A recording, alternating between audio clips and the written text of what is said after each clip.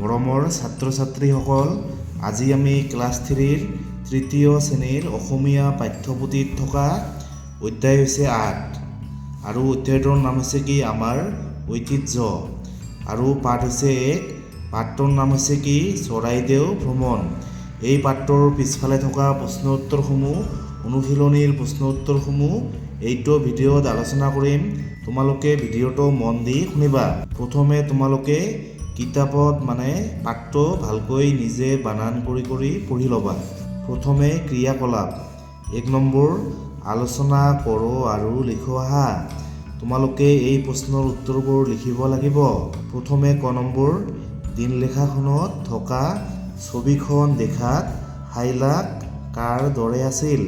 তোমালোকে এই প্ৰশ্নৰ উত্তৰটো লিখিবা যে দিনলেখাত থকা ছবিখন দেখাত হাইলাক শ্ৰুতিৰ সৰু ভায়েকৰ দৰে আছিল। তাৰপিছত খ নম্বৰ দিনলেখাখন কোনে লিখিছিল। দিনলেখা হৈছে কি? দিনলেখা হৈছে ডায়েৰী। তোমালোকে এই প্ৰশ্নৰ উত্তৰটো লিখিবা যে দিনলেখাখন শ্ৰুতিৰ দেউতাকে লিখিছিল। তাৰপিছত গ নম্বৰ দিনলেখাখনত কোন তাৰিখৰ পৃষ্ঠাত শ্ৰুতিৰ চকু ৰৈ গৈছিল। তোমালোকে লিখিবা যে তোমালোকে এই প্ৰশ্নৰ উত্তৰটো লিখিবা যে দিনলেখাখনৰ শনিবাৰ ২৫ ডিচেম্বৰ ১৯৯৩ খ্ৰীষ্টাব্দ তাৰিখৰ পৃষ্ঠাত শ্ৰুতিৰ চকু ৰৈ গৈছিল। তাৰপিছত ঘ নম্বৰ চৰাইদেউ মৈদাম শিৱসাগৰ নগৰৰ পৰা কিমান দূৰৈত অৱস্থিত। তোমালোকে লিখিবা যে চৰাইদেউ মৈদাম শিৱসাগৰ নগৰৰ পৰা প্ৰায় ৩০ কিলোমিটাৰ দূৰত অৱস্থিত। তাৰপিছত ড নম্বৰ হ'ব বাৰু দীঘলীয়া বন্ধ পালে তোমালোকক চৰাইদেউলৈ লৈ যাম। কথাষাৰ কোনে কাক কৈছিল।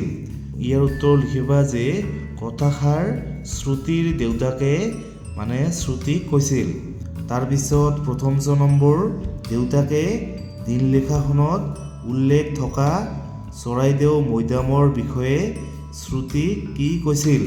তোমালোকে এই প্ৰশ্নৰ উত্তৰটো লিখিবা যে চৰাইদেউ মৈদামৰ বিষয়ে দেউতাকে শ্ৰুতিক কৈছিল যে সেই চৰাইদেউ মৈদামেই এতিয়া বিশ্ব ঐতিহ্য ক্ষেত্ৰৰূপে স্বীকৃতি লাভ কৰিছে।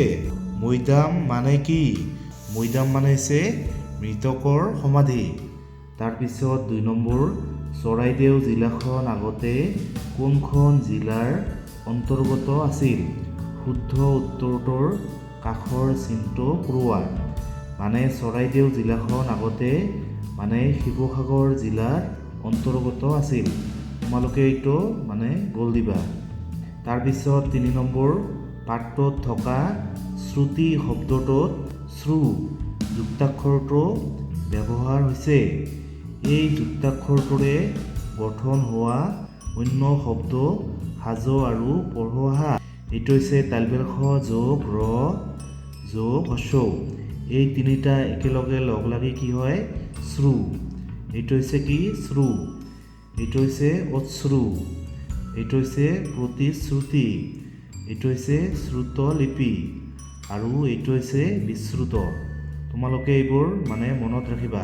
তাৰপিছত ৪ নম্বৰ পাঠটোত শ্ৰুতি আৰু শ্ৰুতিৰ দেউতাকৰ পৰিৱৰ্তে তাই আৰু তেওঁ শব্দ দুটা ব্যৱহাৰ হৈছে। অসমীয়া ভাষাত নামৰ সলনি আমি তেনে আন বহু শব্দই ব্যৱহাৰ কৰোঁ।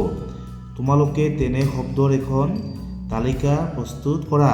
তোমালোকে লিখিবা যে তুমি, তাৰপিছত সি, তাৰপিছত সিহঁত, তহঁত, তই, তোমালোক, আমি এইবিলাক শব্দ নামৰ সলনি ব্যৱহাৰ কৰোঁ। এইবিলাক হৈছে কি সৰ্বনাম পদ। তাৰপিছত ৫ নম্বৰ তলৰ বাক্যবোৰলৈ মন কৰোঁ আহা। দেউতাকৰ গোট আখৰবোৰ দেখি শ্ৰুতিৰ বৰ ভাল লাগিল। তাৰপিছত সি গানটো শুনি আকৌ গালে। কাষৰ বাকচটোৰ পৰা অসম্পূৰ্ণ কাম বুজোৱা শব্দবোৰ বাছি লৈ খালী ঠাই পূৰ কৰ আহা। মানে এইবিলাক হৈছে কি? এইবিলাক হৈছে অসম্পূৰ্ণ শব্দ। মানে লৈ, গৈ, মানে ধুই, শুনি।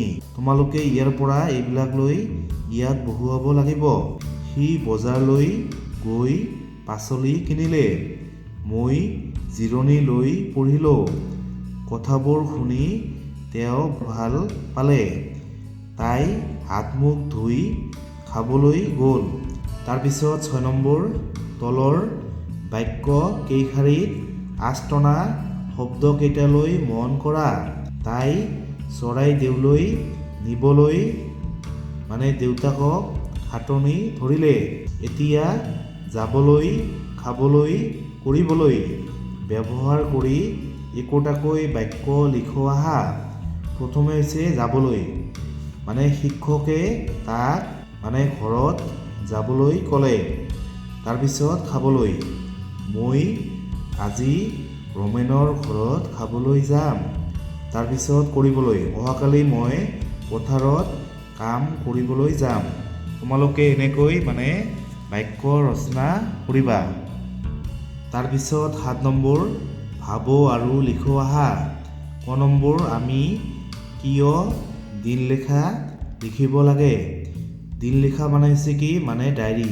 তোমালোকে এই প্ৰশ্নৰ উত্তৰটো লিখিবা যে দিনলিখাৰ জৰিয়তে আমি দৈনন্দিন জীৱনত বিভিন্ন ঘটনাসমূহ লিখি ৰাখিব পাৰি আৰু ভৱিষ্যতে এইবোৰ পঢ়িলে মনত ভাল লাগে। এই প্ৰশ্নৰ উত্তৰটো এনেকৈ লিখিলেই হ'ল।